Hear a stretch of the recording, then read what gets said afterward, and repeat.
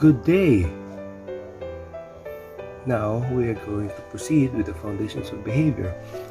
This is taken from the book of management by Stephen Robbins and Mary Coulter.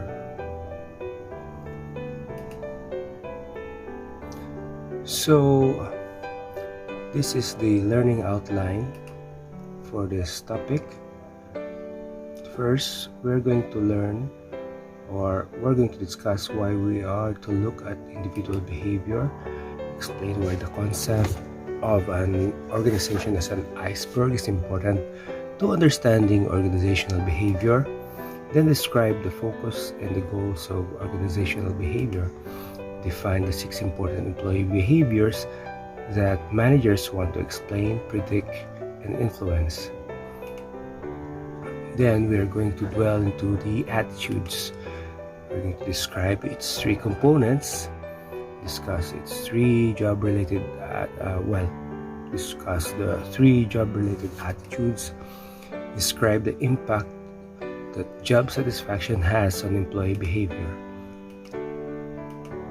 And we're going to explain how individuals reconcile inconsistencies between attitudes and behavior. Then we'll have a topic on personality. We're going to contrast the MBTI and the Big 5 model of personality. Describe the 5 personality traits that have proved to be most powerful in explaining individual behavior in organizations. Explain how emotions and emotional intelligence impact behavior. Then we are going to talk on perception. Explain how an understanding of perception can help managers. Describe the key elements of attribution theory. Discuss how the fundamental attribution error and self-serving bias can distort attributions. Name 3 shortcuts used in judging others. And then also, with learning, explain how operant conditioning helps managers understand, predict, and influence behavior. Also, to describe the implications of social learning theory for managing people at work. We're also going to discuss on how managers can shape behavior. And then some contemporary organizational behavior issues, like we describe the challenges managers face in managing Generation Y workers. Explain what managers can do to deal with workplace misbehavior.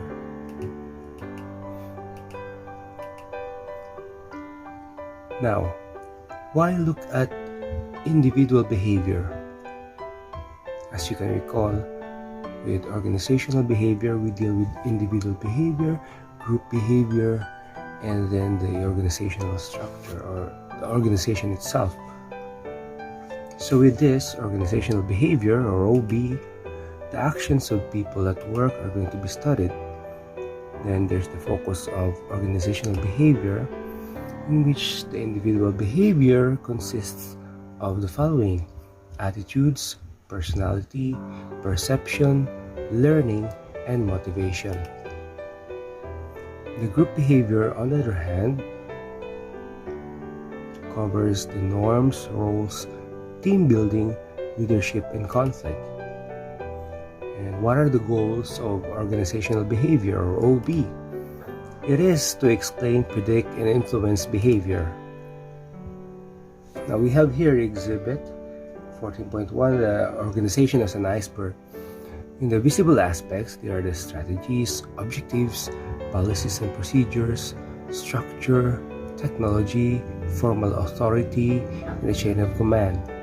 In the hidden aspects are the attitudes, perceptions, group norms, informal interactions, interpersonal and intergroup conflicts. Now, we're going to find out the importance of employee behaviors. Employee behaviors affect employee productivity. A performance measure of both efficiency and effectiveness is what you call as the employee productivity.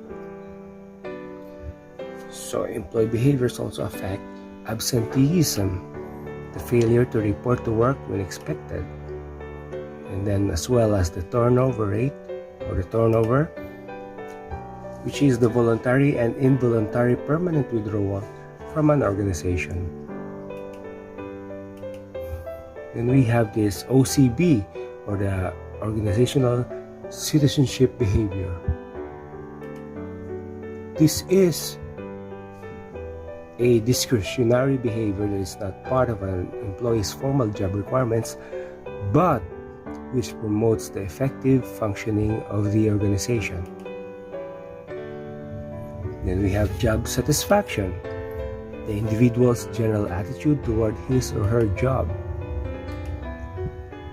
Then we have also this workplace misbehavior, which is any intentional employee behavior that has negative consequences for the organization or individuals within the organization. There are several types of misbehavior. One is deviance, next aggression, antisocial behavior, and violence.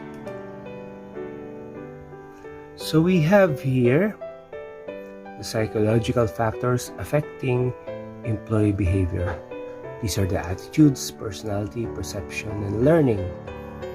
It will somewhat affect or will have an influence on employee productivity, absenteeism, turnover, organizational citizenship, job satisfaction, and workplace misbehavior.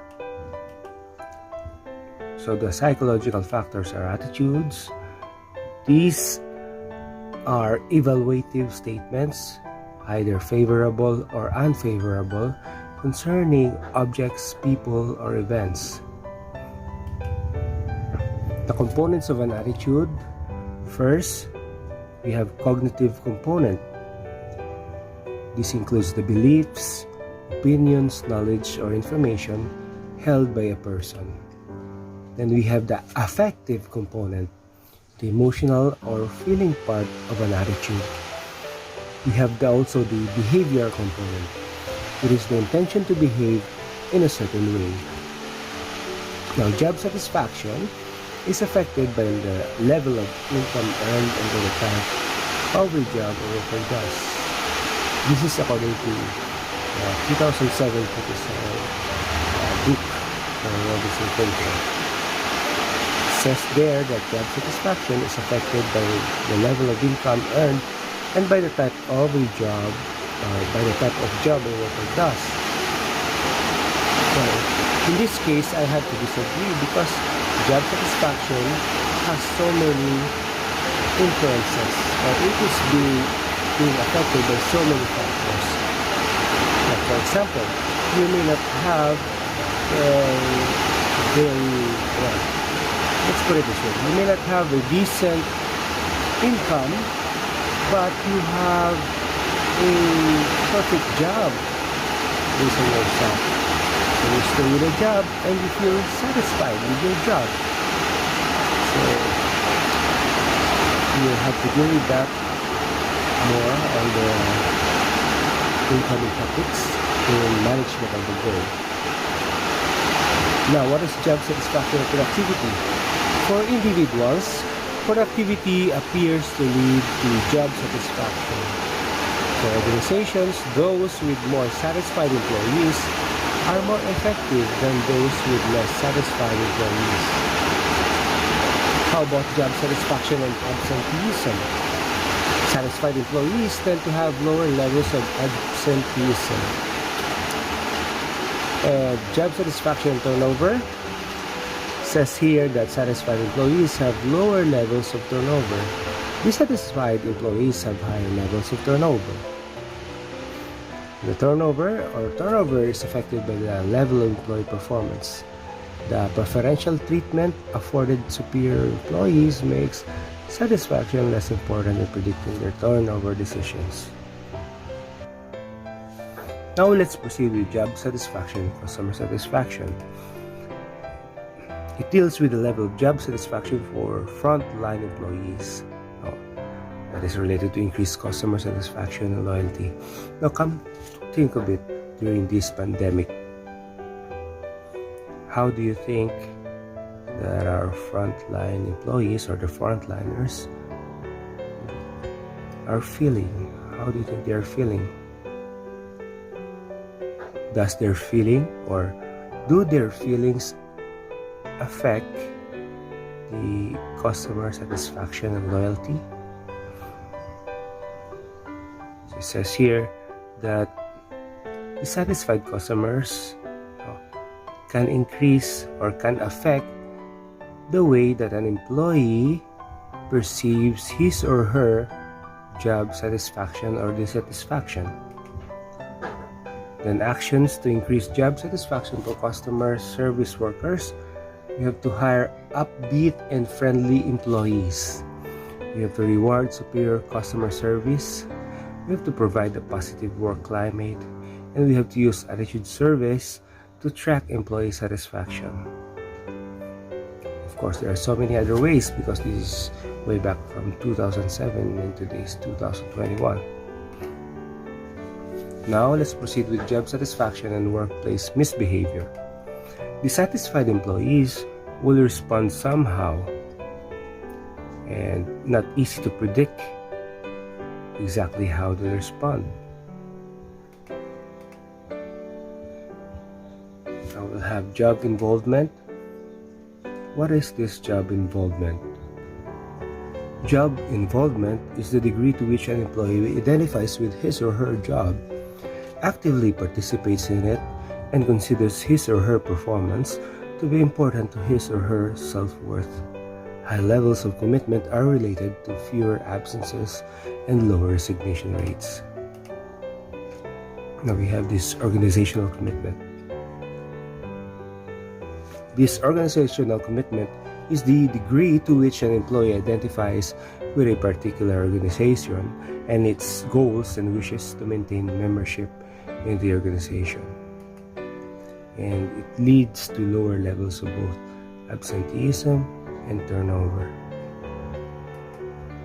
And this could be becoming an outmoded measure as the number of workers who change employers increases. So, especially nowadays,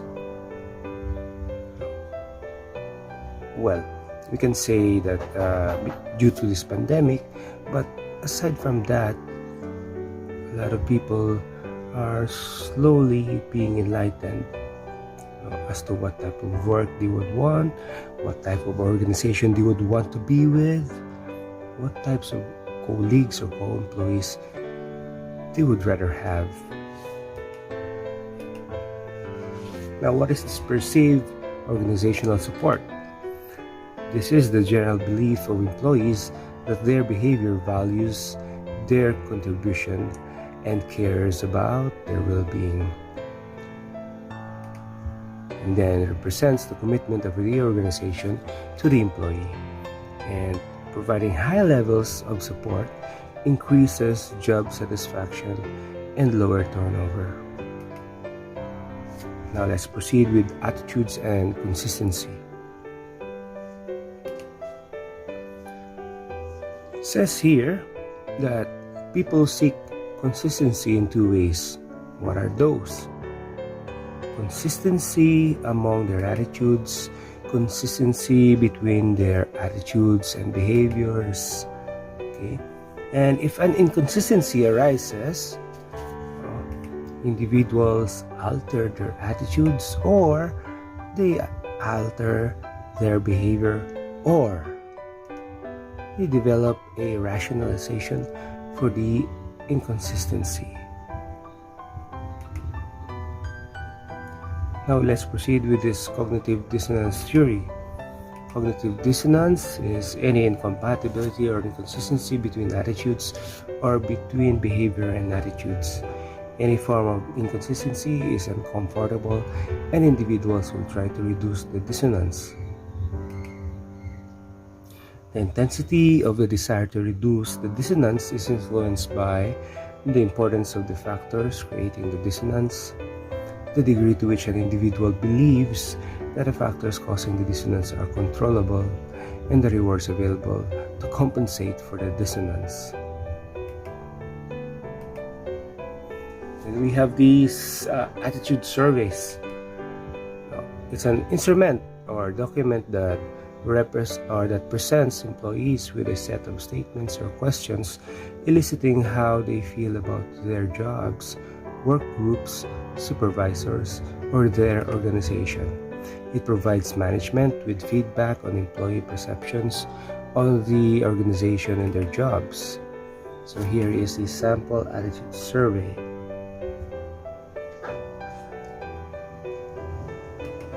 Proceeding. What are the importance of attitudes? First, let's deal with its implication for managers. Attitudes warn of potential behavioral problems. Managers should do things that generate the positive attitudes that reduce absenteeism and turnover. Repeat. Managers should do things that generate the positive attitudes that reduce absenteeism and turnover. In short, managers should not mess around. Okay? Everything that they do should be towards generating a positive attitude on their employees. Not that they're going to influence their employees in a negative way. So with experience and with proper trainings, managers should be able to deal with these things. Before doing something, you should be able to think about the consequences of the thing or the things that they are going to do, to say, or to think to their employees. Why did I say to think? Or, well, everything generates from the mind, and then what is seated there in your mind eventually will come out from your mouth or through words and actions, and it will further fortify what the manager is thinking in his or her mind. So I suggest that we should think positively of the people that we deal with in the daily basis. Now, attitudes influence behaviors of employees. Managers should focus on helping employees become more productive to increase job satisfaction. Because of the assumption that being productive on the part of employees will also increase their job satisfaction, meaning there's a direct correlation. So therefore, managers should strive to help their employees become more productive. There are so many ways that they can help their employees become more productive, but not to undermine their employees. If you in the future will become a manager and you are going to, well, let's say, may it be intentionally or unintentionally, undermine your employees, well, of course, if you undermine your employees, their job satisfaction will decrease, your turnover rate will increase also, and, well, it will cost a lot on the part of your organization. So the point is, you should always focus on the positive side.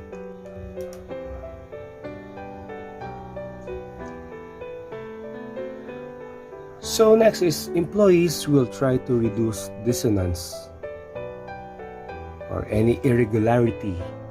Now, employees will try to reduce irregularities or dissonance unless managers identify the external sources of dissonance, and managers provide rewards compensating for the dissonance. Okay, managers will point out, for example, managers will identify the external sources of dissonance.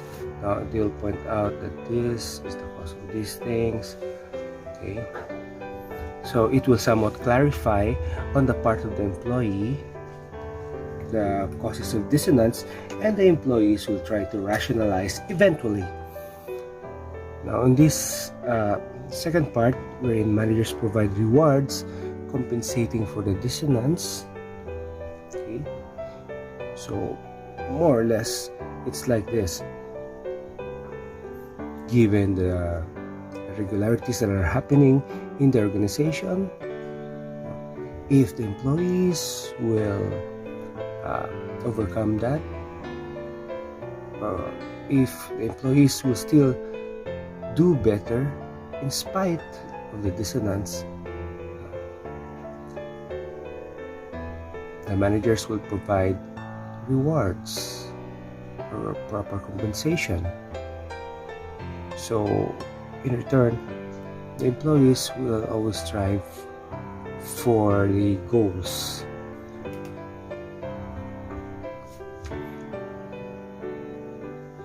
Now let's proceed with the personality.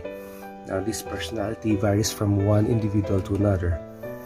So personality is the unique combination of psychological characteristics, which are measurable traits that affect how a person reacts and interacts with others.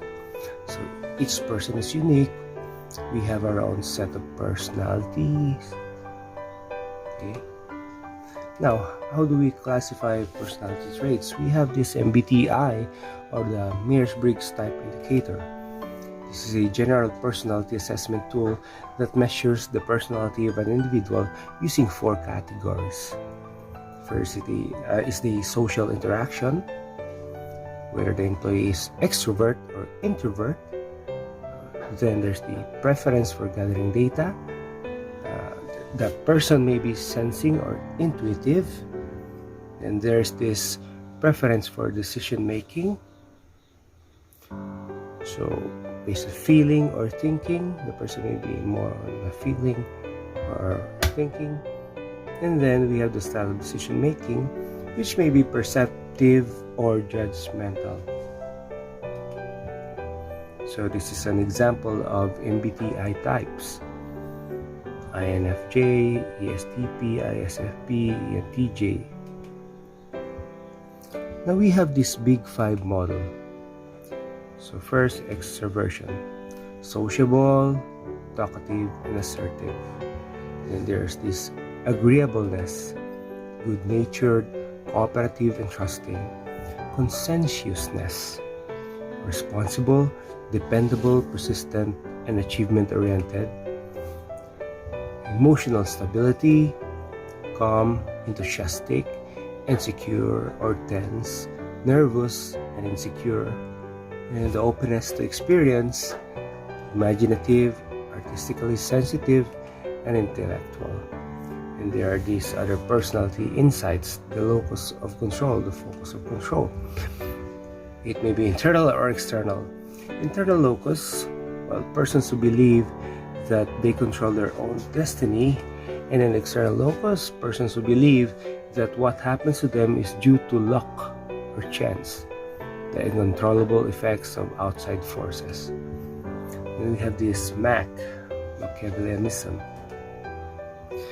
the degree to which an individual is pragmatic, maintains emotional distance, and seeks to gain and manipulate power. Ends can justify the means, according to this one. Then we have the SE, or the self-esteem. This is the degree to which people like or dislike themselves. People with high self-esteem believe in themselves and expect success. They take more risks and use unconventional approaches, and more satisfied with their jobs than low self-esteem employees. On the other hand, low self-esteem employees are more susceptible to external influences. They depend on positive evaluations from others and are more prone to conform than high self-esteem employees. Now, self-monitoring, what is this? It is an individual's ability to adjust his or her behavior to external or situational factors. People who are high self-monitors are sensitive to external cues and behave differently in different situations, and can present contradictory public persona and private selves. This implies impression management. The Low self-monitors, on the other hand, they do not adjust the behavior to the situation and are behaviorally consistent in public and private. Now, when it comes to risk-taking is the propensity or the willingness to take risks. High-risk takers take less time and require less information than low-risk takers when making a decision. Organizational effectiveness is maximized when the risk-taking propensity of a manager is aligned with the specific demands of the job assigned to the manager. Now, how about emotions? Emotions are intense feelings or reactions that are directed at specific objects. They are directed at someone or something. So these are the following universal emotions: anger, fear, sadness, happiness, disgust, surprise.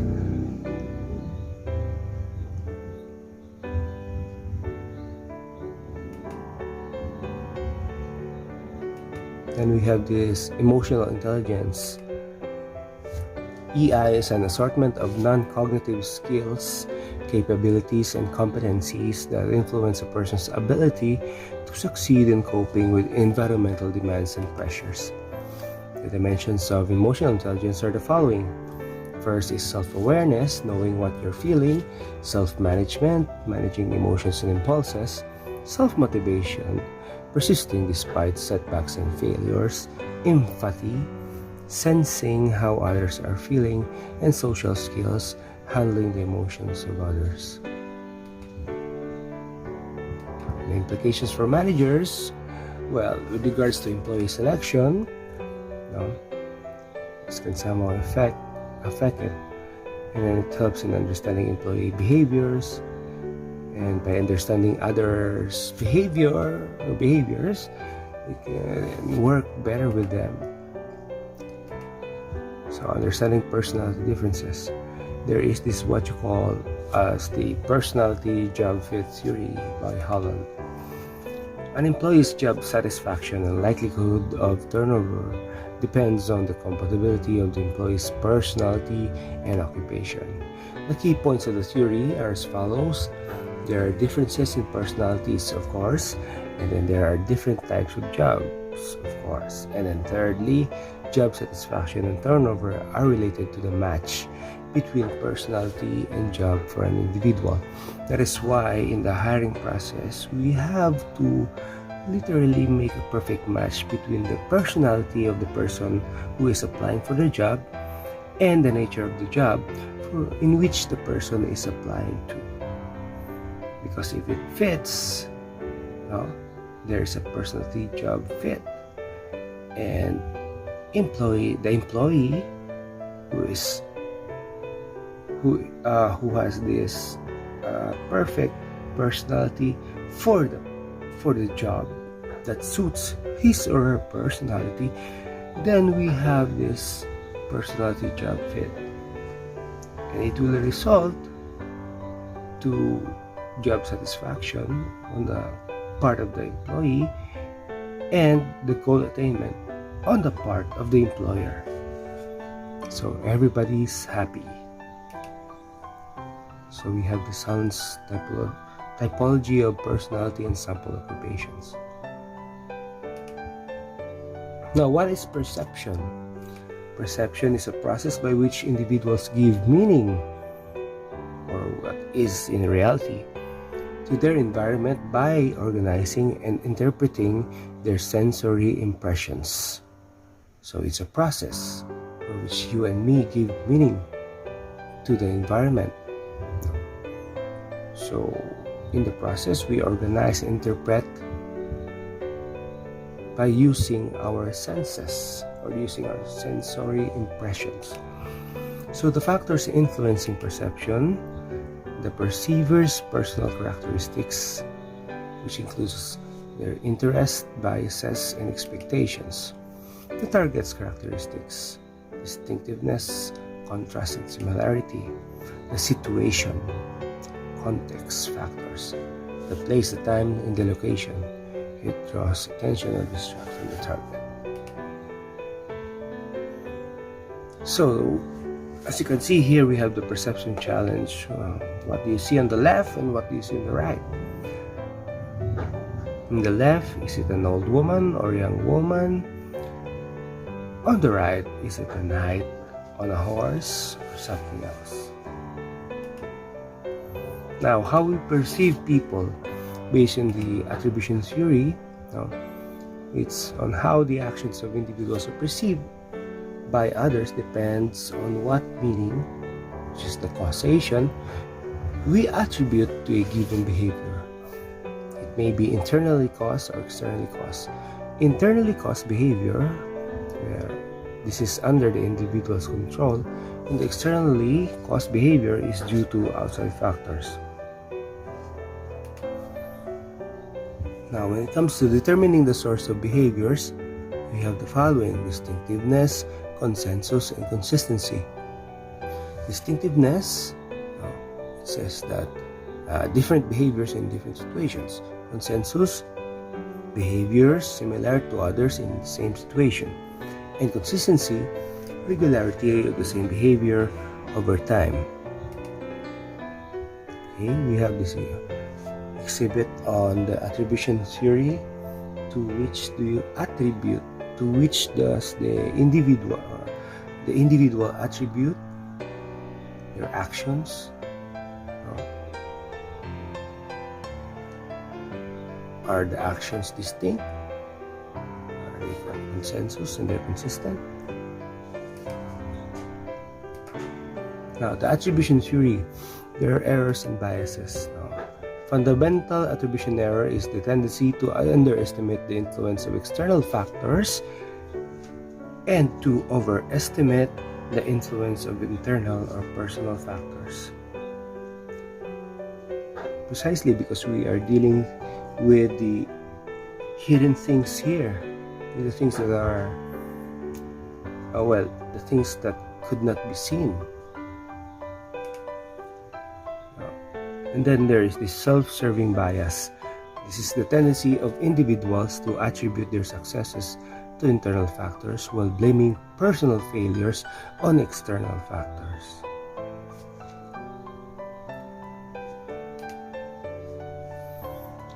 So these are the shortcuts used in judging others. We have the assumed similarity, assuming that others are more like us than they actually are.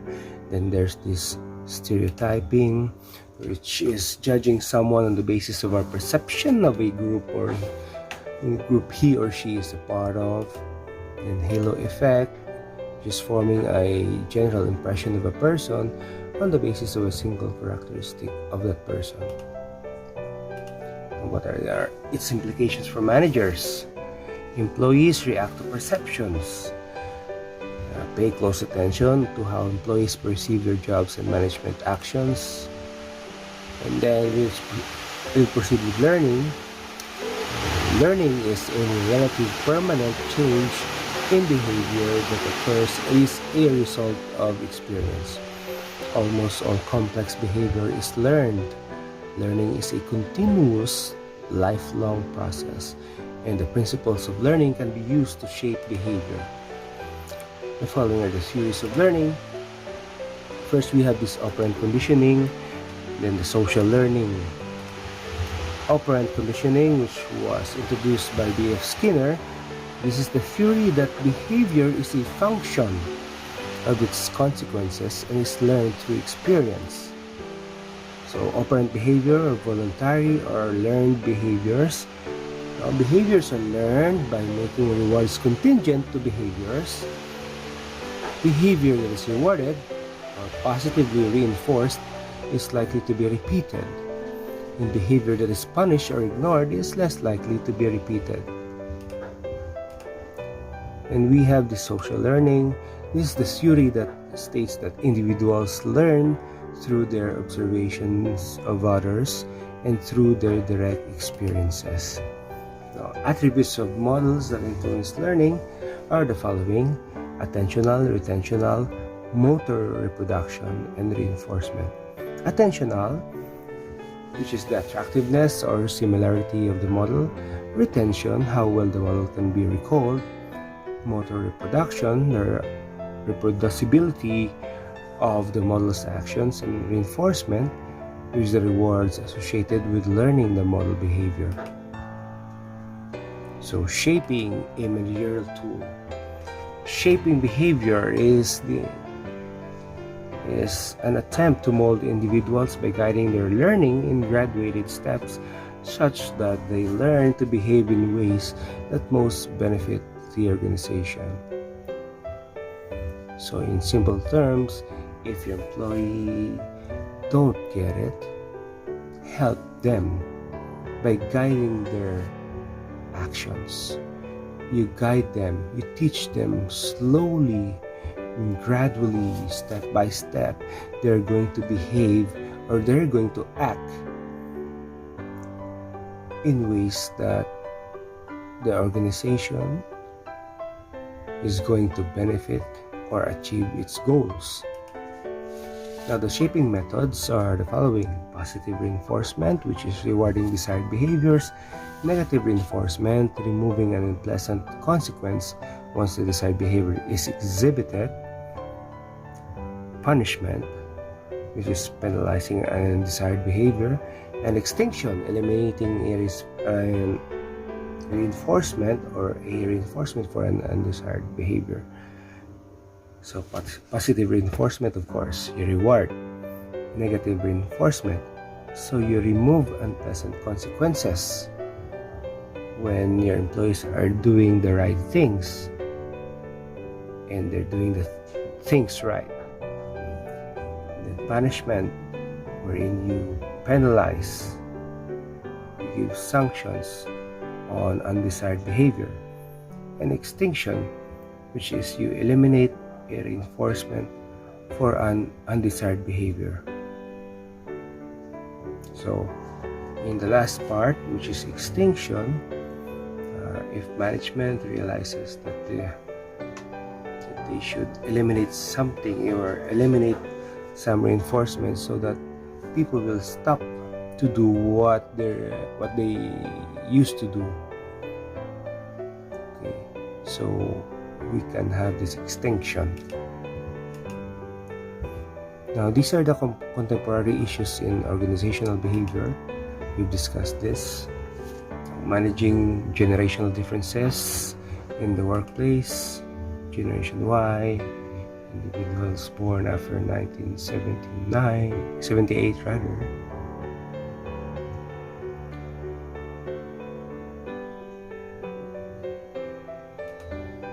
And we have this exhibit here. You can go through it. You can pause this video if you want. Then we have this managing negative behavior in the workplace. Tolerating negative behavior sends the wrong message to other employees. Both preventive and responsive actions to negative behaviors are needed. So therefore, you should screen potential employees. You respond immediately and decisively to unacceptable behavior, and you pay attention to employee attitudes. So these are the terms that you should know in this topic of management on the go. If you want more of this video, click like and subscribe.